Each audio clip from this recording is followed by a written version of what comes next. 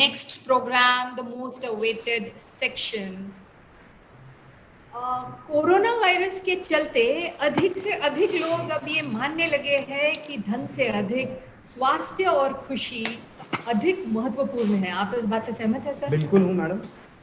और खुशी मापने का एक बेहतर तरीका है हास परिहास। हास परिहास हमारे चित्त को शांत और रचनाशील बनाता है। यह हमारे शारीरिक और भावनात्मक स्वास्थ्य को संतुलित रखने के लिए एक पूरक है।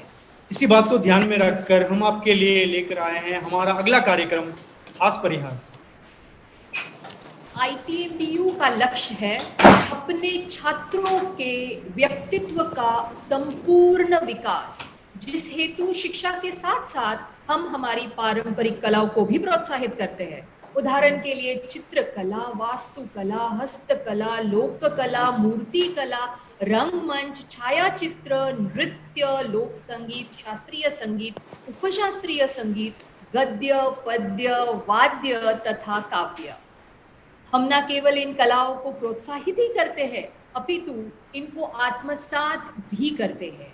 इन सभी कलाओं का प्रतिबिंब हमें हमारे विश्वविद्यालयीन परिसर में आप व्यापक और विस्तृत तौर पर देख सकते हैं। इस श्रृंखला में आज हास विधा को प्रोत्साहन देने हेतु हमने प्रतिवर्ष की तरह इस वर्ष भी हास्य कवि सम्मेलन का आयोजन किया है। तो चलिए आप सबको हंसने हंसाने के लिए मैं श्री A.K. तिवारी जी से अनुरोध करना चाहूंगा कि वे इस हास्य कवि सम्मेलन का संचालन करें। Shri A.K. Tiwari ji. Thank you मेघना जी। I am audible? आवाज आ रही है? आवाज आ रही है? Yes sir, voice is coming sir. Okay. अब व्यक्तिगत रूप से मेरे लिए बहुत ही सम्मान और गर्व का विषय है कि ITM का विश्वविद्यालय का प्रथम वर्ष का समारोह, क्योंकि ITM कॉलेज के बनने के साथ ही मेरा इस कॉलेज से जुड़ाव रहा है और इसके लिए मैं आदरणीय मेरे बड़े भाई ITM के संस्थापक श्री रमाशंकर जी को और कॉलेज से यूनिवर्सिटी तक की यात्रा को संभव करने के लिए दंपति कनु जी और रविंद्र जी को बहुत सारी शुभकामनाएं प्रेषित करता हूं। और ये मेरा दृढ़ विश्वास है कि ये 1 वर्ष पुराना ITM विश्वविद्यालय हर वर्ष 10 वर्षों की गति से आगे बढ़ेगा। आज ITM जिन ऊंचाइयों पर है और जो अपना परचम लहरा रहा है, उसका मुख्य कारण है प्रबंधन का समुचित आदर और सम्मान देना, रिश्तों की गरिमा को बनाए रखना। क्योंकि दोस्तों, रिश्ते बनाना जितना आसान है जैसे कि मिट्टी पर मिट्टी लिखना, परंतु उनका निभाना उतना ही कठिन है जैसे पानी पर पानी लिखना।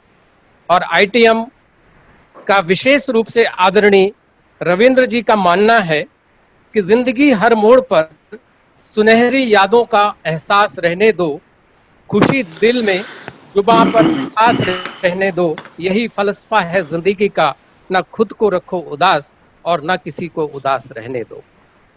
इसीलिए दोस्तों, रविंद्र जी हमेशा मुस्कुराते रहते हैं। याद रखिए दोस्तों कि जो व्यक्ति हमेशा मुस्कुराता रहता है, इसका मतलब ये बिल्कुल भी नहीं है कि उसके पास समस्याएं नहीं है, लेकिन उसका मुस्कुराना इस बात का द्योतक जरूर है कि उसके पास इतना सक्षम है वो कि उन सारी की सारी समस्याओं का समाधान करने में अपने आप को सक्षम पाता है। मैं ITM और रविंद्र जी के लिए आप सभी की ओर से इतना कहना चाहूंगा कि जितना प्यार, सम्मान और अपनापन मिलता है, उससे कहीं ज्यादा पाने को जी चाहता है। जाने कौन सी बात है आप में कि आपसे हर रिश्ता निभाने को जी चाहता है। दोस्तों, कोविड-19 महामारी के बीच हंसने हंसाने के लिए महफिल सजाना अपने आप में महामारी के विरुद्ध युद्ध से कम नहीं है। इस कठिन समय में सभी कार्य ऑनलाइन हो रहे हैं, हमारा कार्यक्रम भी ऑनलाइन हो रहा है। एक छोटी सी बात याद है कि कोरोना के बाद में जब स्कूल खुले थोड़े दिनों के लिए बम्बई में, बीच में 2-3 दिनों के लिए, तो एक पेरेंट अपने बच्चे को साथ लेकर के स्कूल गए। तो उनकी टीचर बोली, माँ से बोली कि आप कौन? मैं इनको तो पहचानती हूँ, पिताजी की तरफ इशारा करके। माँ को थोड़ा सा बहुत असहज हो गई कि बोलिए आप इनको कैसे जानते हैं? बोले नहीं नहीं कुछ नहीं, जिस दिन मैं ऑनलाइन क्लास ले रही थी उस दिन मैंने इनको पीछे पोछा करते हुए, झाड़ू करते हुए देखा था, तो मैं समझ गई कि पिताजी यही हैं और आप शायद माताजी होगी इनकी। ये छोटी छोटी बातें चल होती रहती हैं दोस्तों। आज की डेट में हालांकि लोग बाग कम बीमार हो रहे हैं, लेकिन इस आपाधापी के जीवन में एक पति महोदय बीमार हो गए। उन्होंने काफी इलाज कराया दोस्तों, लेकिन ठीक नहीं हुए थे। एक दिन उनकी पत्नी बोली देखो तुम एक काम करो, तुम जाकर के जानवर के डॉक्टर को दिखाओ। बोले क्यों? मैं तो यार आदमी हूं, मैं आदमी के डॉक्टर को दिखाऊंगा कि जानवर के डॉक्टर को दिखाऊंगा? बोले नहीं नहीं, तुम जानवर के डॉक्टर को दिखाओ, क्योंकि तुम रोज सुबह मुर्गे की तरह से जल्दी उड़ जाते हो, घोड़े की तरह भाग करके ऑफिस चले जाते हो, गधे की तरह से दिन भर काम करते हो, बंदर की तरह बॉस के इशारे पर दिन भर नाचते हो, शाम को घर आकर के कुत्ते की तरह से भौंकते हो और रात में भैंस की तरह के हो जाते हो। तो क्या तुम्हारे पास आज भी कोई इंसानी लक्षण बचे हैं? तुम जाकर के जानवर के डॉक्टर को दिखाओ। दोस्तों, ऑनलाइन पढ़ाई बच्चे करने में बहुत होशियार हो गए हैं आजकल, बहुत हाजिर जवाब हो गए हैं। एक दिन प्रोफेसर पई साहब ने का कोई स्टूडेंट मिल गया और वो उन्होंने पूछा कि भाई क्या कर रहे हो? बोले सर मैं साइंटिस्ट हो गया हूँ। बोले साइंटिस्ट हो गया मतलब? बोले सर साइंटिस्ट हो गया हूँ। बोले क्या करते हो? बोले सर ऑक्सीजन लेता हूँ और कार्बन डाइऑक्साइड छोड़ता हूँ। एक दिन दूसरा बच्चा बहुत उदास एक तालाब के किनारे बैठा हुआ मिल गया उनको। बोले भाई क्या कर रहे हो? बोले सर समय बर्बाद कर रहा हूँ। बोले क्यों, समय क्यों बर्बाद कर रहे हो तुम? बोले क्योंकि समय ने मुझे बर्बाद कर रहा है, मैं समय को बर्बाद कर रहा हूँ। दोस्तों, लगता है सब कुछ बदल गया है और अब रिश्तों की कोई अहमियत भी नहीं रही है। क्योंकि आप देखिए बहुत छोटी छोटी कैसे बोलते हैं, तो भाई मूंगफली में दाना नहीं, हम तुम्हारे नाना नहीं। अरे भाई मूंगफली में दाना नहीं है, नाना से क्या लेना देना? लेकिन सब रिश्तों की गरिमा जो है उस समय छोटी छोटी चीजों से जाती है। और क्योंकि मैं आपसे सभी छोटी सी बात कहना चाहूंगा कि रिश्तों में आदर्शों का कोई काम नहीं, ना वो राधा और अब भी हम श्याम नहीं, सीताएं अब भी बंदी है उनके महलों में, जो रावण से टकरा जाए कोई ऐसा राम नहीं। दोस्तों, मैं ज्यादा समय न लेते हुए मैं अब और परिचय उस हास्य व्यंग के धुरंधर कवि से कराता हूं। हालांकि उनको किसी परिचय की जरूरत नहीं है। अगर कोई भी व्यक्ति इस दुनिया में कविताओं से, हिंदी कविताओं से जुड़ा है तो उनसे वो जरूर परिचित है। जी हाँ, मैं बात कर रहा हूं मेरे अग्रज पद्मश्री श्री अशोक चक्रधर जी को। इससे सुखद संयोग और क्या हो सकता है दोस्तों कि इस विश्वविद्यालय के प्रथम स्थापना दिवस पर देश के जाने माने विश्वविद्यालय जामिया मिलिया के पूर्व प्रोफेसर इस कार्यक्रम में आमंत्रित हैं। कवि हृदय हैं, प्राध्यापक हैं।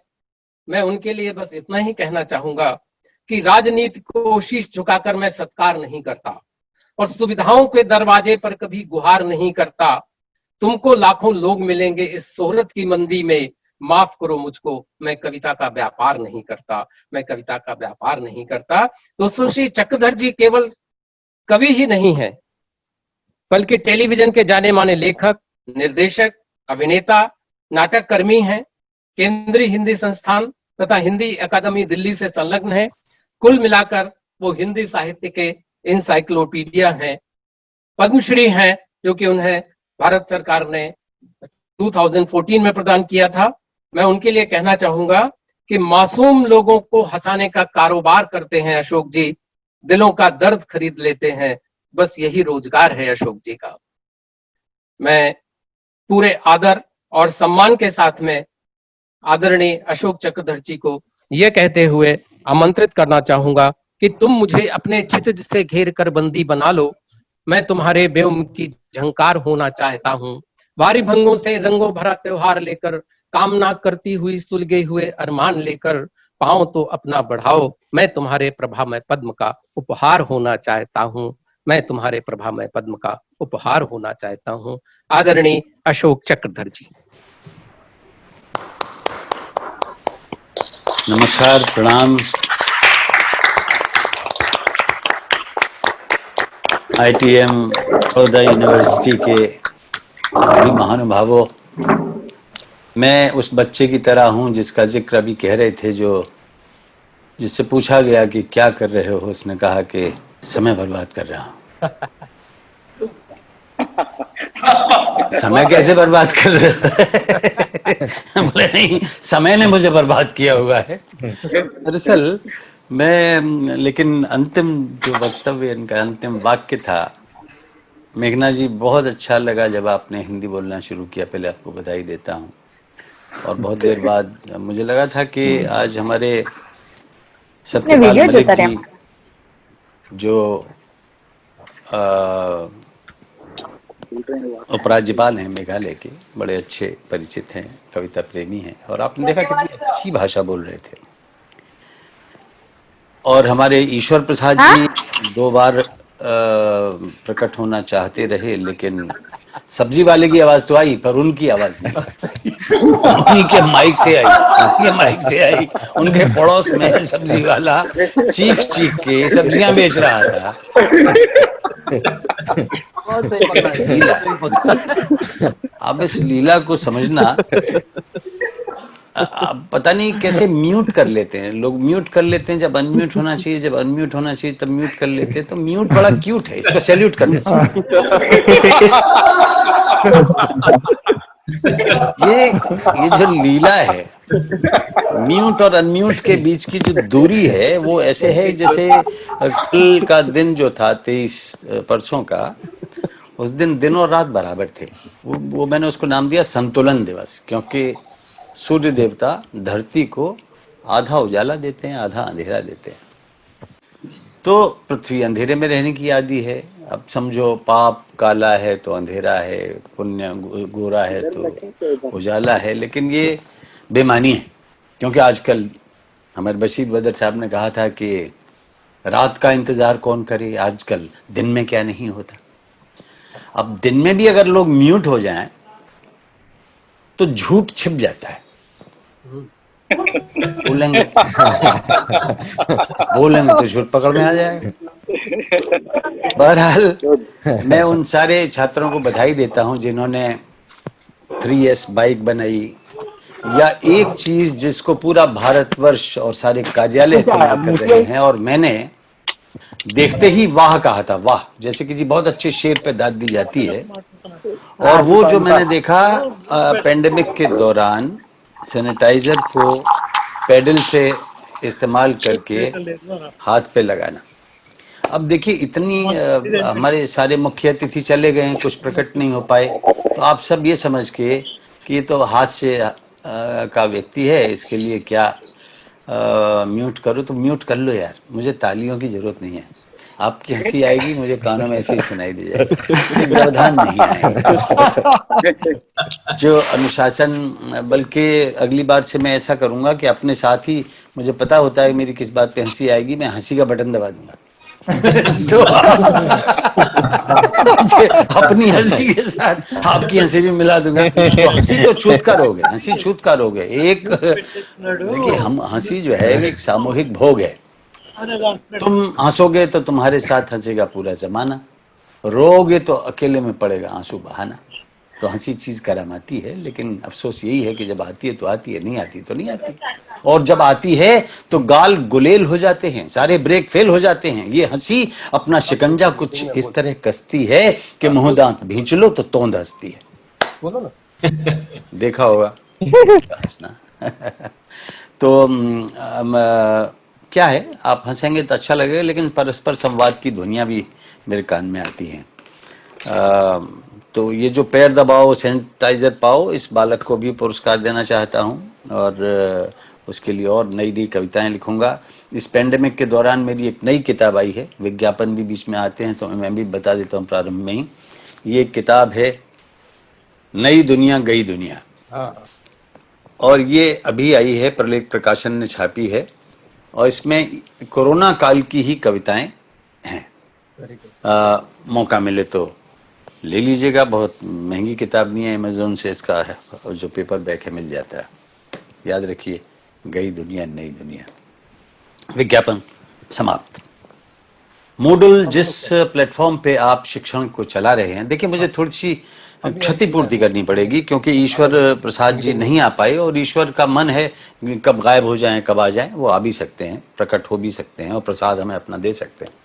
लेकिन चूंकि मैं भी एक प्रोफेसर हेड रहा हूँ, एक मीडिया डिपार्टमेंट भी मैंने खोला था बहुत पहले, सन 2007 में मैं एक दिल्ली विश्वविद्यालय के IIIL नाम के इंस्टीट्यूट में था और मैंने शुरुआत करी थी मूडल से पाठ योजनाएं बनाने की।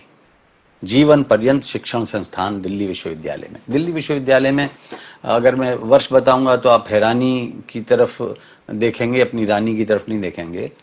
हैरानी यह है कि 72 में मैंने पढ़ाना शुरू किया था दिल्ली विश्वविद्यालय में और 75 से मैं जामिया मिलिया इस्लामिया में आया। वहाँ मैंने 30 वर्ष अध्यापन किया और अध्यापन केवल हिंदी का ही नहीं, हिंदी के साथ साथ जो हमारे मल्टीमीडिया है, जनसंचार के माध्यम हैं, पत्रकारिता है, तो टीवी जर्नलिज्म का पाठ्यक्रम भी चलाया। और आपको इतने सारे मेरे पुरस्कार बता दिए हमारे मित्र अशोक तिवारी जी ने, लेकिन एक पुरस्कार मुझे सबसे अच्छा लगता है। एक बार नहीं, वो 3 बार मुझे दिया गया सन 2008, 9 और 10 में, और वो था MVP अवार्ड माइक्रोसॉफ्ट का, मोस्ट वैल्यूएबल प्रोफेशनल। तो मुझे क्यों मिला? मैंने हिंदी के मंगल फॉन्ट की रूप आकृति पर थोड़ी सलाह दी और मैं कोई प्रोग्रामर नहीं था, मैं एक हाई एंड यूजर था और मैं उनको अपनी प्रतिक्रियाएं बताता था कि क्या होना चाहिए। तो उन्होंने धीरे धीरे धीरे बढ़ाया, फिर गूगल ने और ज़्यादा बढ़ाया। तो ऐसा न समझिएगा कि ये सिर्फ हास्य ही करता है, ये कुछ खास्य भी करता है। खास्य कोई शब्द नहीं है खास काम को खास्य समझ लीजिए। तो वैसे बिना हंसे और बिना हंसाए कोई शिक्षा मायने ही नहीं रखती। चाहे आप सौरमंडल की बात करो, चाहे अपने गौरमंडल की बात करो, जो भी गौर करो जिस पे, लेकिन कोई और चीज अगर है ताकतवर तो वो है हंसी, जो गूंजती है चारों ओर। और संयोग से हिंदी पखवाड़ा है। मैं आपसे कहना चाहता हूँ, आप बहुत कला प्रेमी हैं, शास्त्रीय संगीत के कार्यक्रम भी करते हैं। मेघना जी बता रही थी अपनी अच्छी मधुर भाषा में, और आप 300-400 लोग इस समय जुड़े हुए हुए हम सबसे। देखिए, ये तो कोई हंसी की बात थी, माफ करिएगा, मैं मेघना जी की ओर से मैं आपत्ति ज्ञापित करता हूँ ऐसे मत हंसो तो सीखने का जो आनंद है ना, आपका प्रांगण देख के अभी दिखाया जा रहा था, एक बड़ी कोणीय मुद्रा में इमारत पीछे जाके चौड़ी हो जाती है और फिर से कुछ समानांतर होने की कोशिश करती है। जो पिलर्स हैं वो कहाँ किसको टिकाए हुए हैं ये भी पता नहीं लगता। आपके आसपास गोलाकार कुछ पिंड रखे हुए हैं एक दूसरे में उलझे हुए। आकाश बहुत नीला, उसमें से झांक के आपके दिल में उतरता है। और आपकी जो सीढ़ियाँ हैं बहुत अच्छी हैं, जिस पे बच्चे और अध्यापक चच्चे और बहुत शिक्षक सच्चे एक साथ बैठते हैं। तो खूबसूरती का ऐसा दृश्य हमें दिखाई देता है। आपकी सीढ़ियाँ बहुत चौड़ी हैं और वहाँ आप सट के बैठते हैं और हटते नहीं हैं वहाँ से।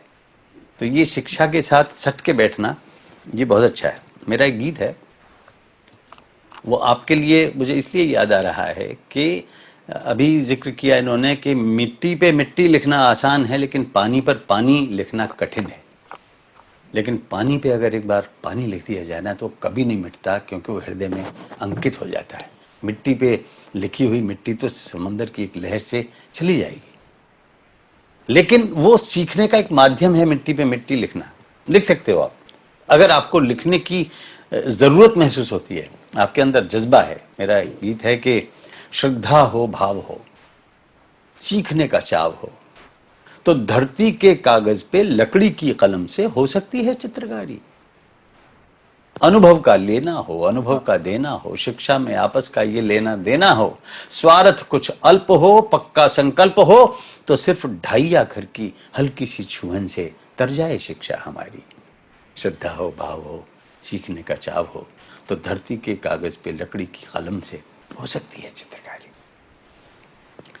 तो मुझे लगा कि आपका ये जो संस्थान है, जिसकी आयु सिर्फ 1 वर्ष है या 2 होने वाली होगी, अगर पहला स्थापना दिवस आप न गिने तो 1 साल हुआ है। 1 साल में इतना कमाल मैं आपको बधाई देता हूँ और हृदय से बधाई देता हूँ कनुप्रिया राठौर जी को, रविंद्र राठौर जी को, रमाशंकर जी को, जो बड़े भाई अशोक जी ने बताया। मैं जानता नहीं उनको, लेकिन उनके बड़े भाई हैं, तो ये हमारे छोटे भाई हैं, तो हमसे कितने बड़े हैं हम नहीं जानते।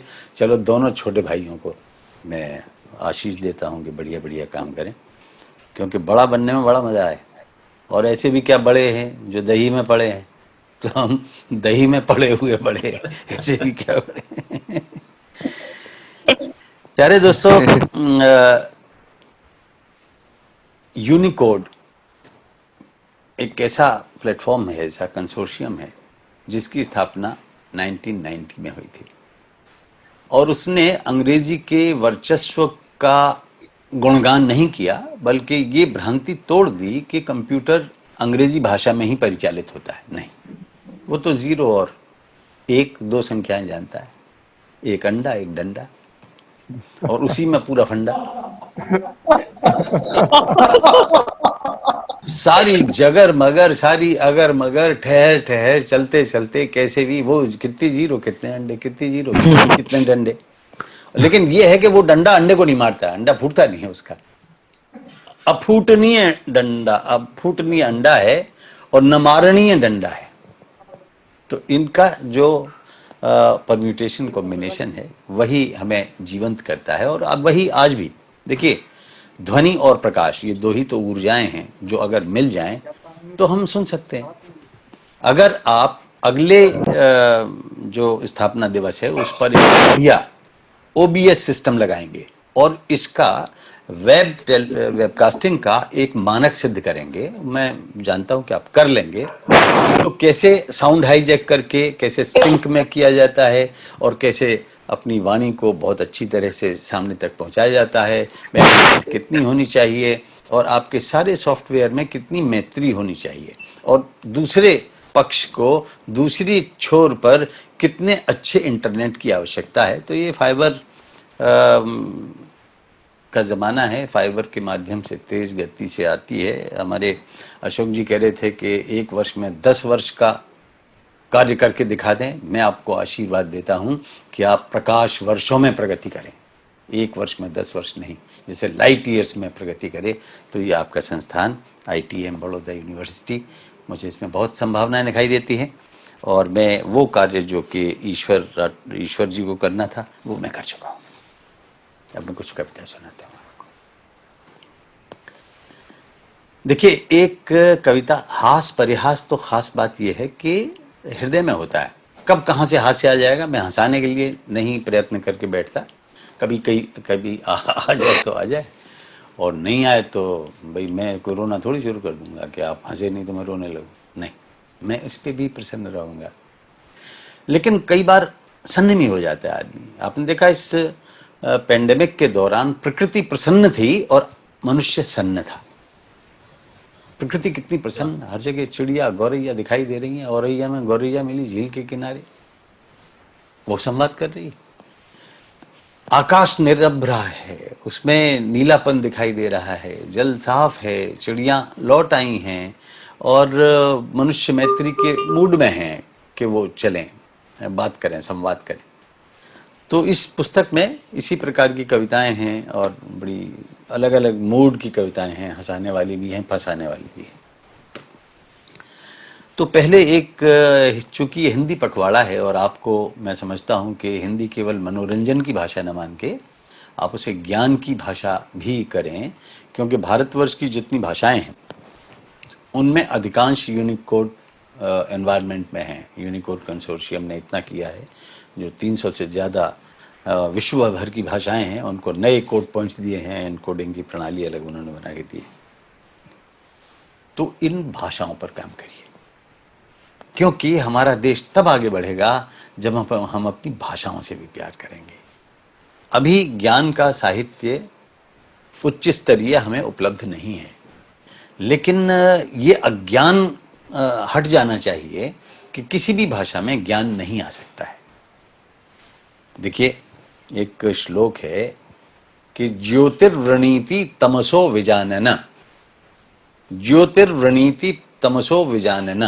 अब ये वेद का वैदिक संस्कृत है, तो जो सामान्य संस्कृत हो तो उसमें तो आप समझ सकते हैं थोड़ा बहुत, लेकिन किस संदर्भ में कौन उपसर्ग है, कौन प्रत्यय है, कौन विशेषण है, कौन क्रिया विशेषण है, कौन क्या है, पता नहीं लग पाता वैदिक मंत्रों में। तो मैं मुझसे किसी ने पूछा, मैंने कि भाई देखो ये तो सीधा है, जैसे तमसो मां ज्योतिर्गमय, ज्योतिर्वृणीत तमसो विजानना, इसका मतलब ये होगा, विजन जंगल को कहते हैं कि ज्योति के प्रकट होते ही अंधकार जंगल में चला गया, अंधकार चला गया, ज्योति आ गई तो अंधकार चला ही जाता है।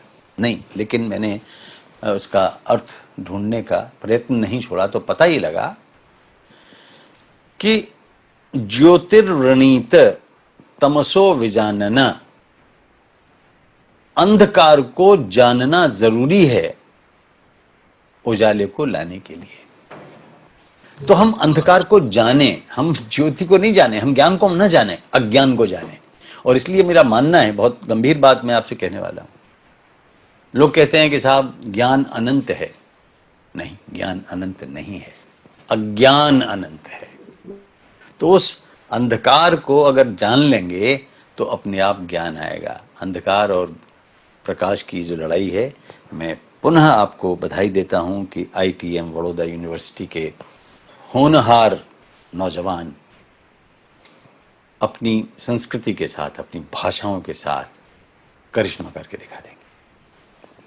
तो ये जो हिंदी पखवाड़ा चल रहा है,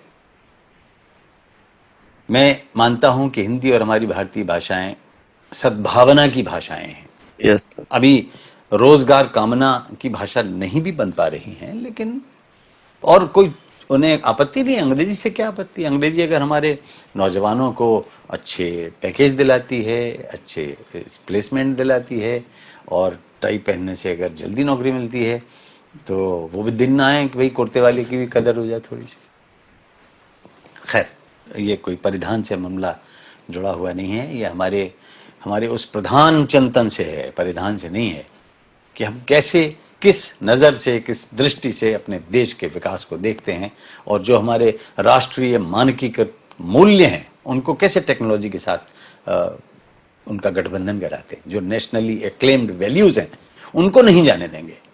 पश्चिम को आने दो, वेस्ट का वेस्ट मत लो, वेस्ट का बेस्ट लो। तो वेस्ट जो हमें बेस्ट दे रहा है, उसको लेने के बाद में उसका कचरा पट्टी कहीं जाके दूर बंगाल की खाड़ी में भी नहीं, प्रदूषण बढ़ जाएगा। तो मेरा गीत है हिंदी के लिए, एक वंदना के तौर पे, क्योंकि वंदना से काफी पाठ प्रारंभ होता है। गूंजे गगन में, महके पवन में, हर एक मन में सद्भावना। सद्भावना माने हिंदी और हमारी भाषा है। गूंजे गगन में, महके पवन में, हर एक मन में सद्भावना। मौसम की बाहें, दिशा और राहें, सब हमसे चाहें सद्भावना। घर की हिफाजत, पड़ोसी की चाहत, हर एक दिल को राहत तभी तो मिले। हटे सब अंधेरा, ये कोहरा घनेरा, समुज्वल सवेरा तभी तो मिले। जब हर हृदय में, पराजय विजय में, हिंदी की लय में हो साधना। गूंजे गगन में, महके पवन में, हर एक मन में सद्भावना। अब देखिए, हमारा जो देश है वो नौजवानों का है। हमारा जो देश है उसमें युवा प्रतिभाएं पता नहीं क्या क्या नहीं कर डालें। इनको बस संभावनाएं मिलनी चाहिए, जैसे संभावना आपका ये संस्थान बन के आया है उनके लिए। समय की रवानी, फतेह की कहानी, धरा स्वाभिमानी जवानी से है। ये गरिमा का पानी, ये गौरव निशानी, सुखी जिंदगानी जवानी से है। मधुर बोल बोले, युवा मन की होले, मिलन द्वार खोले संभावना। गूंजे गगन में, महके पवन में, हर एक मन में सद्भावना। तो आपका संस्थान भी एक संभावना की खिड़की है, जहां से आप निरभ्र आकाश देखते हैं और इनको उड़ान वो वाली देना चाहते हैं, जैसा कि अशोक तिवारी कह रहे थे। 10 साल इन 1 साल, ये कमाल, वंडरफुल लाइन। ये आज की एक टैग लाइन बना दी है इन्होंने, तिवारी जी ने, कि 10 years in 1 year. How come? What will be the formula of this equation? लेकिन कई बार इसका अगला अंतरा है कि हमें जिसने बख्शा चाहे हिंदी ने बख्शा या किसी भी ईश्वरीय शक्ति ने बख्शा या कानपुर में रहने वाले ईश्वर प्रसाद ने बख्शा, हमें जिसने बख्शा भविष्यत का नक्शा, समय को सुरक्षा उसी से मिली। हमें जिसने बख्शा भविष्यत का नक्शा, समय को सुरक्षा उसी से मिली। कभी कम न होती, कभी जो न सोती, दिए की वो ज्योति उसी से मिली। नफरत थमेगी, मोहब्बत रमेगी, ये धरती बनेगी दिव्यांगना। गूंजे गगन में, महकी पवन में, हर एक मन में सद्भावना। म्यूट पे ही ताली बजा लीजिए, कोई बात नहीं, मैं बजा लेता हूँ आपकी तरफ से।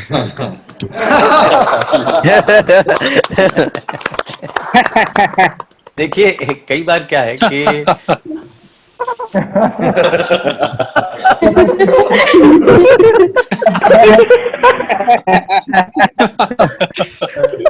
जी जी जी जी, तो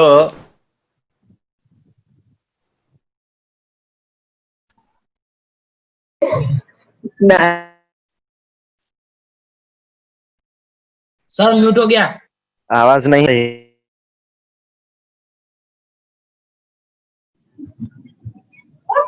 सर म्यूट हो गए आप।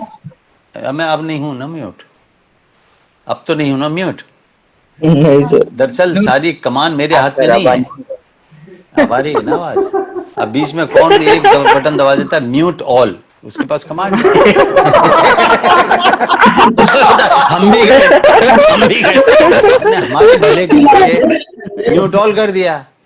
यहाँ अपना खोलते रहे, वहां ऑल हो गए। अब तो बोलते ही रहे ना, हमें क्या पता कि आपको सुनाई दे रहा है कि नहीं दे रहा है। चलिए ठीक है, आप बता दीजिएगा कि कब क्या हो रहा है और कब म्यूट हुआ और कब क्यूट नहीं रहा और कब मैं सही था इसलिए। देखिए बड़े इस कोरोना में एक शब्द छिपा हुआ है, करुणा। कोरोना और करुणा के ध्वनि साम्य को अगर हम रखें तो आपके गुजरात से, महाराष्ट्र से जैसे कलाएं आती हैं, कई बार बलाएं आती हैं और बलाएं टिकने नहीं देती, तो फिर वो बुलावे आते हैं कि चल भाई अपने गांव चल, यहाँ पे तो मालिक ने मना कर दिया, ठिकाने का भी ठिकाना नहीं और पगार भी नहीं मिल रही, तो फिर घर याद आता है। और घर याद आता है तो वो लगता है कि 1300 किलोमीटर क्या है, अब चले और पहुंचे। तो मैं एक 4 पंक्तियां आपको सुना रहा हूं। इस राजमार्ग पर कहीं दिखती न छांव है, हाईवे पे चले जा रहे हैं। इस राजमार्ग पर कहीं दिखती न छांव है, अरे बस ये तो रहा सामने, अपना ही गांव है। 1300 किलोमीटर दूर है, लेकिन ये लगता है कि बस ये तो रहा सामने, चले चलो चले चलो, अभी आया अभी। बच्चे पूछते हैं कितनी दूर, चल चल चल चल।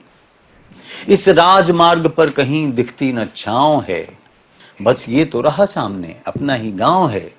लगता है कि कालीन पर ही चल रहा हूं मैं, लगता है कि कालीन पर ही चल रहा हूं मैं। छाले नहीं हैं पांव में, छालों में पांव है। छाले नहीं हैं पांव में, छालों में पांव है। दर्द जब हद से ज्यादा गुजर जाता है तो वो अनुभूत नहीं होता है, पता नहीं लगता है, लगता है कि हम कालीन पे चल रहे हैं क्योंकि बस गांव आया, चलो चलो चलो।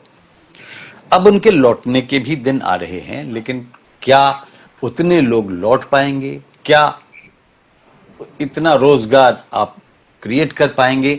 ये सब उन लोगों पर निर्भर करता है जो आगे आने वाले भविष्य की प्रौद्योगिकी के निर्माता हैं, जो इंजीनियर हैं भांति भांति प्रकार के। मैं आपसे बहुत उम्मीद रखता हूं। आपने जो ऑटो व्हीकल के जो ऑल्टरनेटिव प्रोडक्ट्स बनाए हैं और अपनी कल्पनाशीलता को दिखाया है, वो भी बहुत अच्छा लगा। और जितने भी अप्लाइड क्षेत्र हैं, चाहे गणित का हो या केमिस्ट्री का हो, रसायन शास्त्र का हो, वो भी आप अप्लाइड उसके एप्लीकेशंस कहाँ कहाँ कैसे हो सकते हैं, ये ज़्यादा ज़रूरी है। व्यावहारिकता ज़रूरी है कि कहाँ रोज़गार होगा और कारोबार होगा, कहाँ ऑटो होगा और कहीं फोटो खींचेगा। तो दोस्तों, एक नटखट छात्र ने, ये मेरी कविता बड़ी वायरल हुई थी कई बहुत साल पहले, पर पूरी कविता नहीं, उसका एक हिस्सा जो सूट कर गया वो चल पड़ा। एक अध्यापक श्रीमान जी को एक नटखट छात्र ने अध्यापक श्रीमान जी को एसएमएस भेजा, सर फ्राई हो गया है भेजा, समंदर जितना सिलेबस है, नदी जितना पढ़ पाते हैं, बाल्टी जितना याद होता है, गिलास भर लिख पाते हैं, चुल्लू भर नंबर आते हैं, उसी में डूब के मर जाते हैं।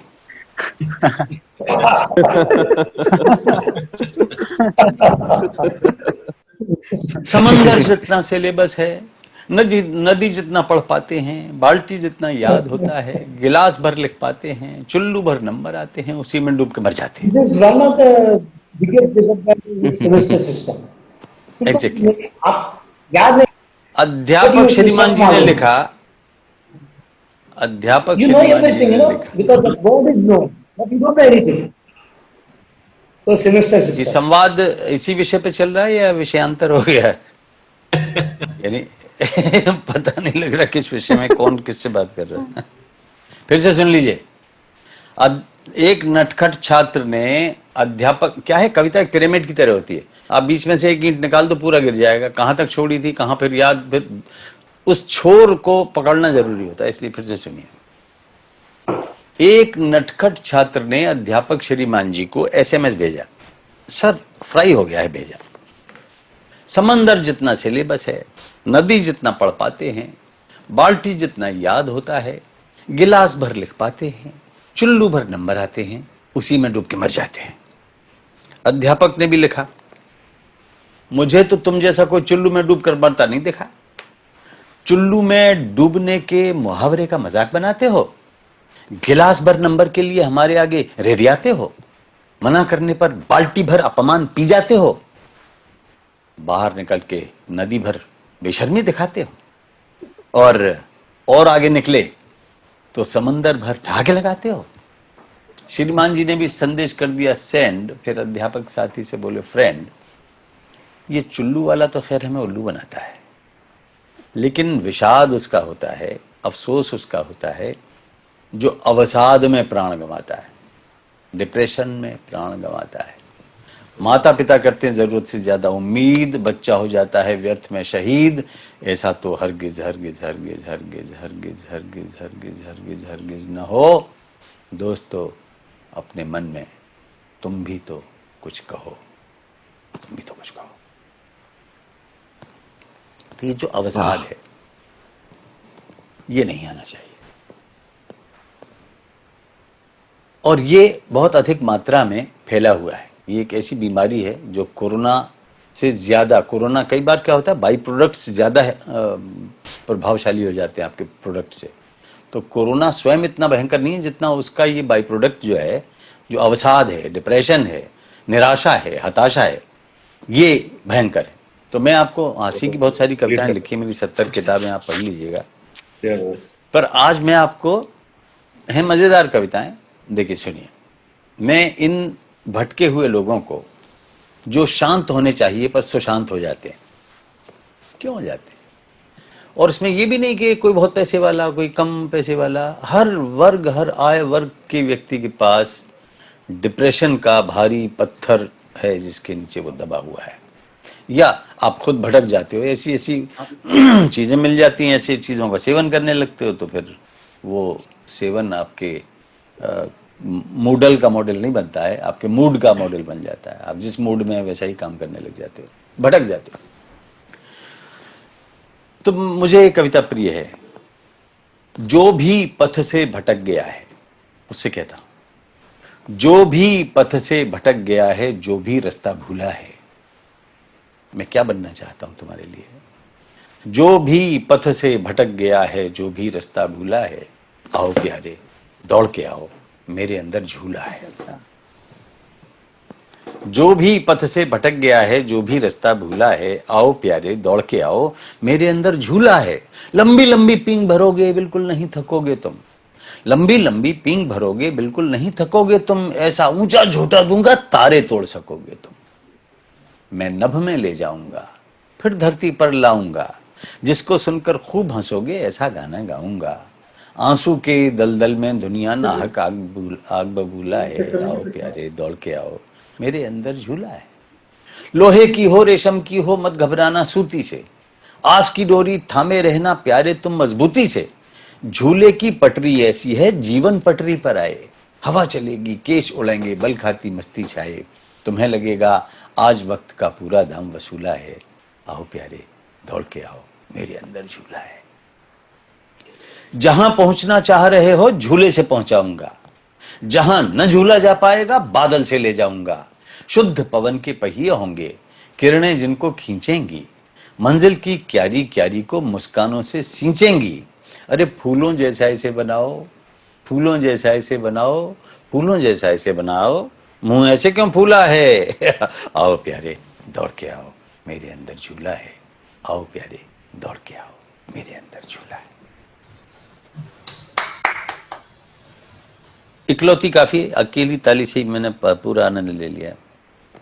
देखिए भाषा का जो आनंद है, कोई गुजराती में बात करे बड़ा आनंद आता है। हमारी हिंदी बनी कैसे है? हमारी हिंदी बनी है बहुत सारी भाषाओं के मिश्रण से। उसमें अवधी भी है, मगही भी है, मैथिली भी है, ब्रजभाषा भी है, बुंदेलखंडी भी है, बैसवारी भी है, गुजराती भी है, मराठी भी है, और अब तो दिल्ली में जो कामकाजी वातावरण है पूरे देश के लोग हैं, तो आपको तमिल हिंदी सुनने को मिलेगी, तेलुगु हिंदी सुनने को मिलेगी, आपको कन्नड़ हिंदी सुनने को मिलेगी, आपको मलयालम हिंदी सुनने को मिलेगी। तो पूरा देश दिल्ली में रहता है, तो भाषाएं खूब मिल गई हैं। तो हिंदी एक नहीं है, हिंदी भी अनेक हो गई हैं, हिंदियां हैं। ब्रजवासी की हिंदी, बंगाली की हिंदी, मराठी की हिंदी, पंजाबी की हिंदी, हरियाणवी की हिंदी, और हर हिंदी का, बिहारी की हिंदी, इन सब हिंदियों में बड़ा आनंद है। तो हिंदी हमारी बहुत सारी भाषाओं के प्रभाव से बोले जाने के कारण एक नई भाषा बन जाती है, और उसमें अंग्रेजी मिल जाती है तो इंग्लिश हो जाती है। मुझे तो उससे भी कोई आपत्ति नहीं है। कई मेरे विद्वान लोग सहमत नहीं होते हैं मुझसे, और जो शुद्धतावादी होते हैं, मैंने शुद्धतावादी जैसी कोई चीज़ होती ही नहीं है। बिना खोट मिलाए तो आभूषण भी नहीं बनते स्वर्ण के, जो भी मिले आगे चले, आगे बढ़े। मुख्य शर्त है संप्रेषण, मुख्य शर्त है ज्ञान, और अज्ञान को बढ़ाने में अगर कोई भाषा बहुत कठोर बना ले अपने आप को, तो बैठी रहे अपने घर में, हम क्या कर सकते हैं।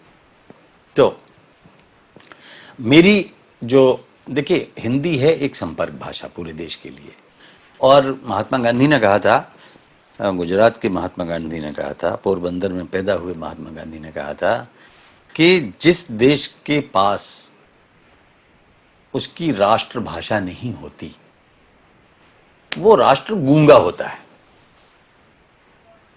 बूढ़ो बहुत अच्छी बात कह के चले गए, लेकिन हम लड़ते रह गए। अब ये समय आया है जब कंप्यूटर ने और हमारे भाषाविदों ने, भाषा वैज्ञानिकों ने सारे संकट हटा दिए। 2-3-4 साल बाद देखना आप, बल्कि 4 बोल रहा हूँ 2-3 साल में ही देखना, 2-3 बोल रहा हूँ 2 साल में ही देखना, क्योंकि शुरुआत हो गई है। भाषा कोई झगड़े का कारण रहेगी ही नहीं। मैं हिंदी बोल रहा हूँ, अंग्रेजी वाला अंग्रेजी में समझ रहा है, विद ऑडियो, पूरे वाचिक परंपरा के साथ उसको अच्छी अंग्रेजी में, क्योंकि वो सब सन 2003 में एक कंपनी मेरे पास आई थी कि वो स्पीच टू टेक्स्ट के बजाय टेक्स्ट टू स्पीच बना रहे थे, और मैंने उनके लिए वॉइसिंग की थी। लेकिन किसी ने मुझसे कह दिया कि ये तुम्हारी वॉइस में अगर किसी ने गालियां भर दी ना, गालियों का पाठ करते नजर आओगे चक्रधर जी, वहां मुझे ब्रेक लग गया कि नहीं, मैं अपनी आवाज नहीं दे रहा, क्योंकि कोई कठोर वचन मेरी आवाज में कोई सुने मुझे मंजूर नहीं है। वो भी कानपुर के ही एक सज्जन थे जो फिर मैं उनको समय नहीं दे पाया, मेरी अन्य मजबूरियां भी रही होगी।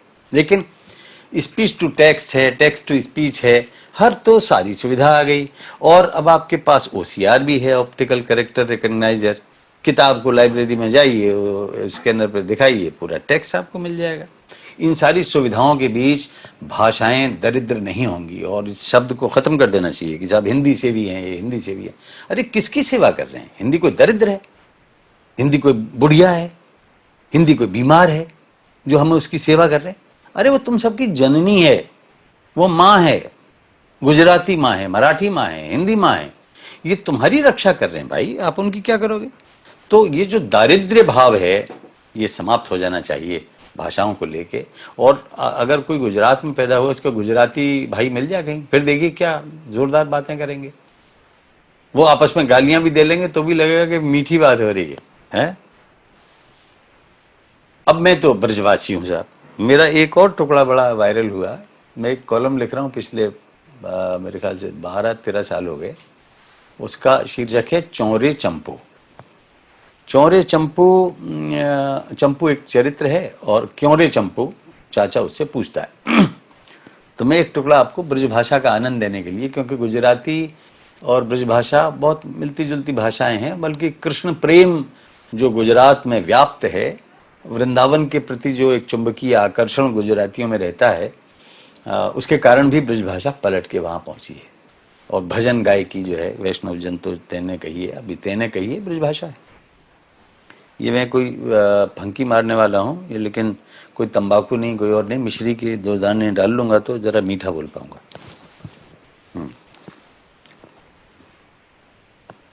तो चाचा ने पूछा,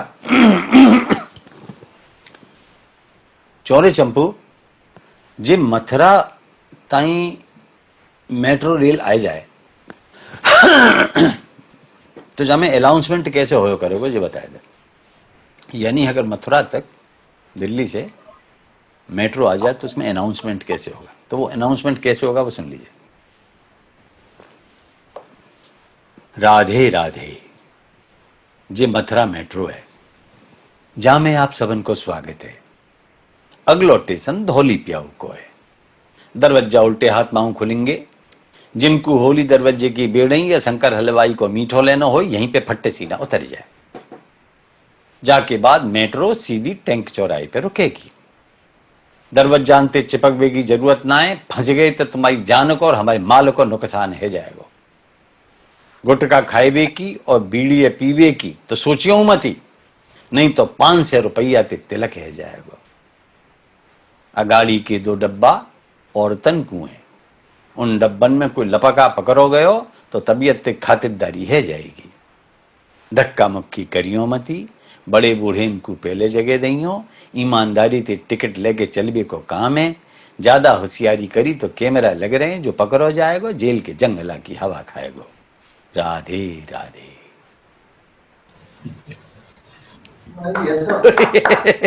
देखिए भाषा का आनंद अपना अलग ही होता है। और मैं सौभाग्यशाली हूं कि इस टुकड़े का हिंदी से की जो सहोदरा भाषाएं हैं, बेसवारी में भी अनुवाद हुआ, बिहारी में भी अनुवाद हुआ, ठीक इसी कथ्य को उन्होंने अपनी अपनी भाषाओं में लेके वीडियो बना दिए। यानी बांग्लाभाषी, बांग्ला का गांव वाला भी यही। अब मेट्रो एक नई चीज आई है और अपनी भाषा में अगर आएगी तो कितना आनंद आएगा। तो हर प्रांत में, हर जिले में उसकी अपनी भाषा में मेट्रो माने मेट्रो लाइफ पहुंच रही है। उसका आनंद सब उठाएं, पूरा देश इस तकनीक का, प्रौद्योगिकी का फायदा उठाए जीवन के हर क्षेत्र में। लेकिन अवसाद न हो, निराशा न हो। अंत में एक कविता सुना के मैं आपसे विदा लूंगा। एक छोटी सी कहानी मैंने अपने बचपन में पढ़ी थी। एक कल्याण नाम की पत्रिका आती थी, गीता प्रेस गोरखपुर से। उसमें एक स्थायी स्तंभ होता था, पढ़ो, सीखो और करो। तो उसकी कहानियां मैं सबसे पहले पढ़ता था। वो बच्चों की समझ में आने वाली होती थी, अन्यथा उसमें वेद की, उपनिषद की, हमारे सांस्कृतिक इतिहास की, धर्म की, आध्यात्म की चर्चाएं ज़्यादा होती थी। हमारे नाना जी लेके आते थे। और नाना जी, क्योंकि मेरी माँ इकलौती थी, मैं देवता था, और मैं कुछ भी कह दूँ चमचम, तो वो चमचम लेके आते थे। और मैं तिवारी जी को बताना चाहता हूँ कि उन्होंने कहा था कि मूंगफली में दाना नहीं, हम तुम्हारे नाना नहीं, इनमें कोई संबंध नहीं है। बहुत संबंध है। अगर किसी बच्चे ने पूछा होगा कि देखिए जी मेरे मूंगफली में तो दाना नहीं है, तो अगले हम तुम्हारे नाना लग रहे हैं, तो मूंगफली ला के दे, ये अर्थ है उसका। ऐसा मत सोचिए कि मूंगफली में दाना नहीं, हम तुम्हारे नाना नहीं, 2 अलग चीजें नहीं।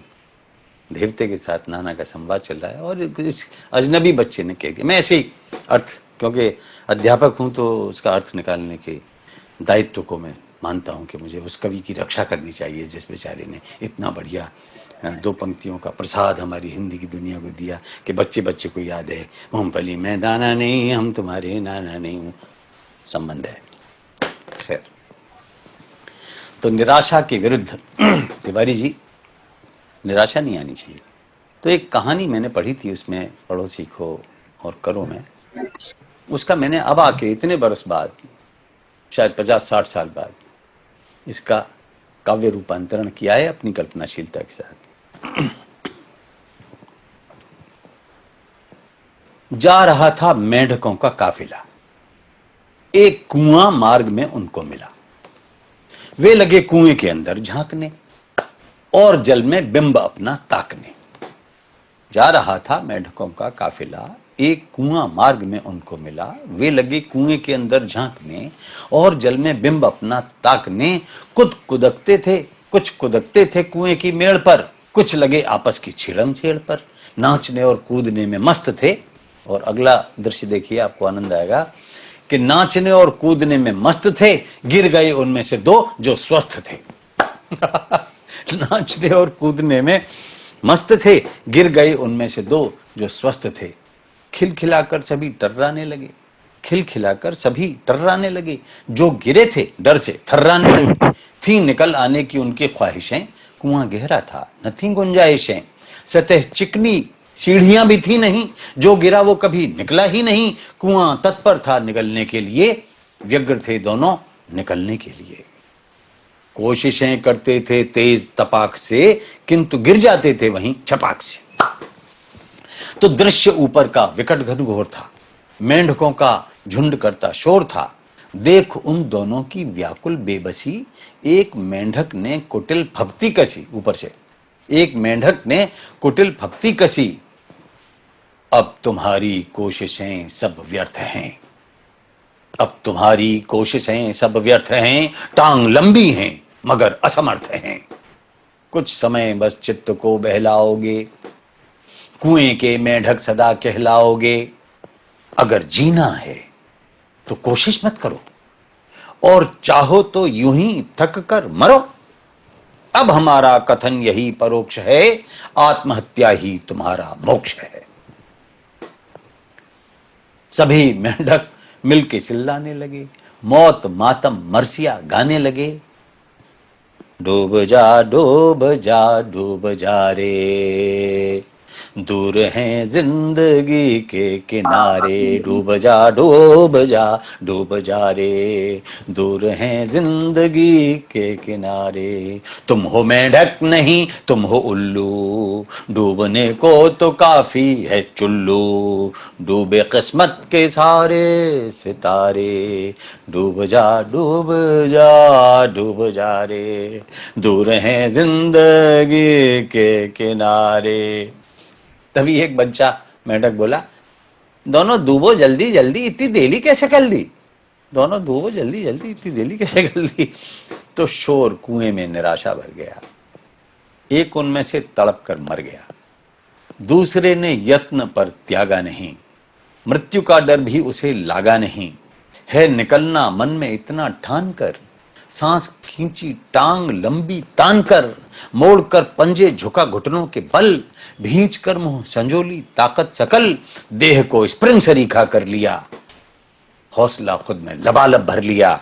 एक दिव्य छलांग मारी, आ गया आ गया लो आ गया, जी छा गया। दे रहे थे जो अभी तक गालियां, अब बजाने लग गए वे तालियां। सीख जिसने दी सिमट कर रह गया, कोसने वाला भी कट कर रह गया। वो उछलना क्या था, एक उड़ान थी, आत्मबल की जागती पहचान थी। कुएं में गूंजा उसी का कह कहा, मेंढकों की भीड़ से उसने कहा, हूं तो बहरा था नहीं, वैसे हूं तो बहरा किंतु सबका शुक्रिया। आपने जो काम ऊपर से किया, सुन न पाया आपकी मैं टिप्पणी, पर इशारों से मेरी हिम्मत बनी। आपके संकेत बाहर लाए हैं, जानता हूं कैसे गाने गाए हैं। शीघ्र आता समझ में पाता अगर, लय में हिलते हाथ तो देखे मगर। आपसे ही बल मिला संबल मिला, आपकी मेहनत का मुझको फल मिला। आप सबका दिल से आभारी हूं मैं, करूंगा सेवा ये व्रतधारी हूं मैं। वचन सुन मेंढक सभी लज्जित हुए, हाथ जोड़े ग्लानि से मज्जित हुए। भैया भूल जाना तुम हमारे पाप को। और वो नकली बधिर वो सुन रहा है, भैया भूल जाना तुम हमारे पाप को। बधिर बोला, अजी सुन ना पाया आपको। दोस्तों तुमने सुनी ये दास्तां, दोस्तों मन में गुनी ये दास्तां, सीख ये पाई कि खुद गहरे बनो, हर निराशा के लिए बहरे बनो, हर निराशा के लिए बहरे बनो, हर निराशा के लिए बहरे बनो। मुझे पूरी उम्मीद है कि आप हर निराशा से उठ जाएंगे। और मैं आपको अंत में ये बताना चाहता हूँ, वो काम मुझे प्रारंभ में ही करना चाहिए था, नहीं कर पाया। जब मैंने देखी अंग्रेजी ज़्यादा हो रही तो मैंने कहा तू अपनी हिंदी को रहने दे, अन्यथा मैंने आपके लोगों में हिंदी लगाई थी। अब देखिए मैं एक अगली हल्की सी स्लाइड दिखाता हूँ आपको। ये आपका ITM का हास परिहास का ये जो कार्यक्रम आपने मुझे दिया, हमारे तिवारी जी को दिया, मैं आप सबका आभारी हूँ। धन्यवाद।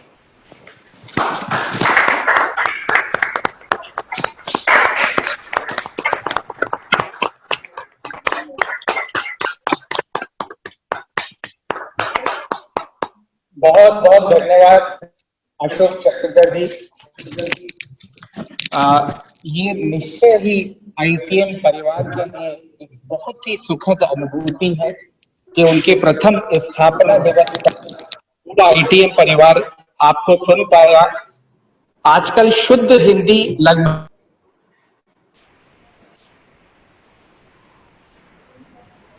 हेलो, आवाज गई सर, आवाज गई सर। योगेश जी की आवाज नहीं आ रही। म्यूट करके रखा है साहब, म्यूट किया है। हाँ, अब मेरे ख्याल से मेरी भाषा अनम्यूट है।